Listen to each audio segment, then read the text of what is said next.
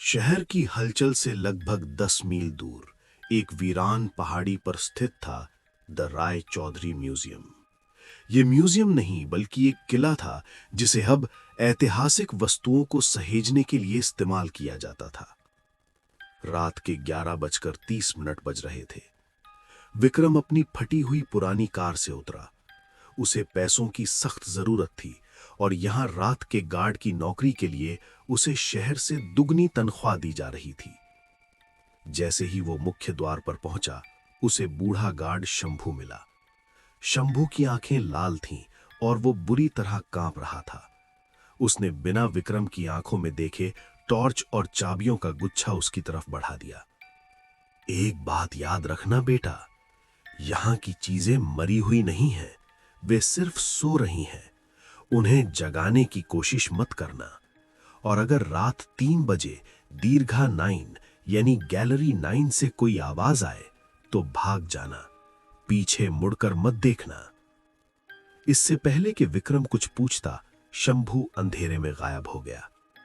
संग्रहालय के अंदर कदम रखते ही विक्रम को लगा जैसे वो किसी दूसरे युग में आ गया हो। हवा ठंडी और भारी थी। वहां कपूर, पुरानी धूल और किसी बहुत पुराने सूखे हुए खून की गंध तैर रही थी। विक्रम ने अपनी टॉर्च जलाई। रोशनी की पतली सी लकीर दीवारों पर लगी पुरानी पेंटिंग्स पर पड़ी। उन पेंटिंग्स में बने युद्ध के दृश्य इतने जीवंत थे कि लग रहा था मानो घोड़ों के हिनहिनाने और तलवारों के टकराने की आवाज अभी गूंज उठेगी।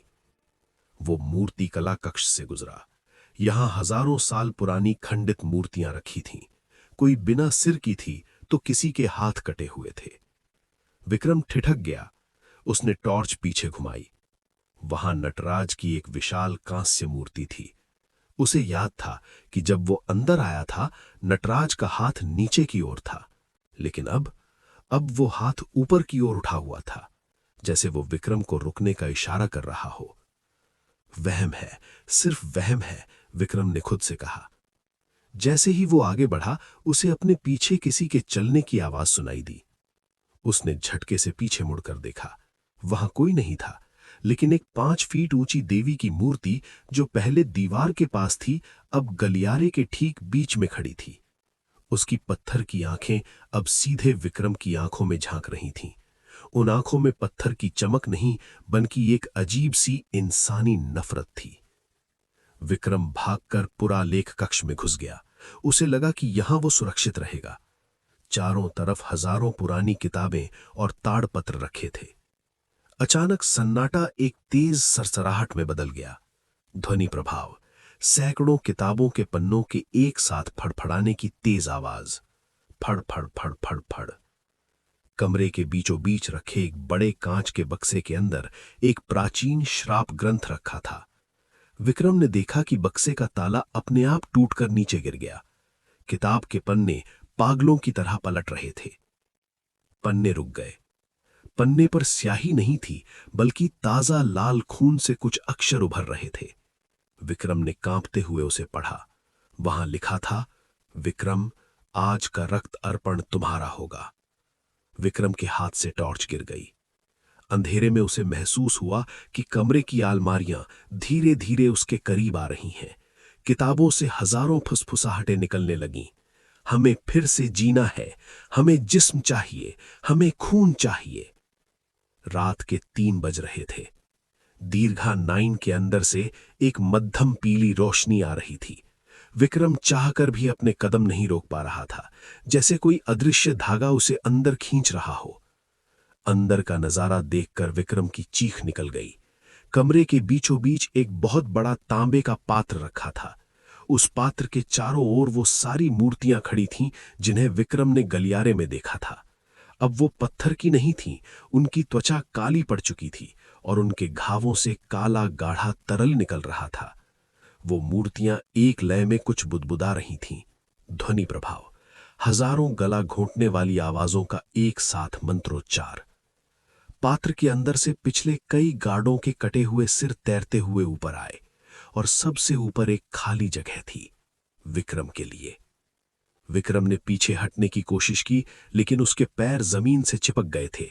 उसने देखा कि उसके अपने हाथ धीरे धीरे पत्थर के होते जा रहे हैं। उसकी उंगलियां आपस में जुड़ रही हैं और उसकी त्वचा का रंग ग्रे होता जा रहा था। नहीं, मुझे छोड़ दो, विक्रम चिल्लाया। लेकिन उसकी आवाज अब गूंज नहीं रही थी, बल्कि वो पत्थर में दबती जा रही थी। यक्षिणी की मूर्ति जो सबसे करीब थी, उसने अपना पत्थर का हाथ विक्रम के गले पर रखा। उसका हाथ बर्फीला ठंडा था। इतिहास कभी नहीं मरता विक्रम, बस वो नया रूप लेता है। तुम हमारे म्यूजियम की सबसे नई और सबसे सुंदर मूर्ति बनोगे। विक्रम का शरीर अब पूरी तरह पत्थर का हो चुका था। उसकी आंखों से आखिरी बार एक आंसू निकला, जो पत्थर बनकर उसके गाल पर ही जम गया।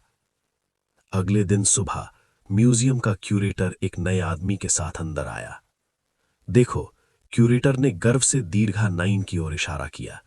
ये हमारी सबसे नई मूर्ति है। इसे कल रात ही स्थापित किया गया है।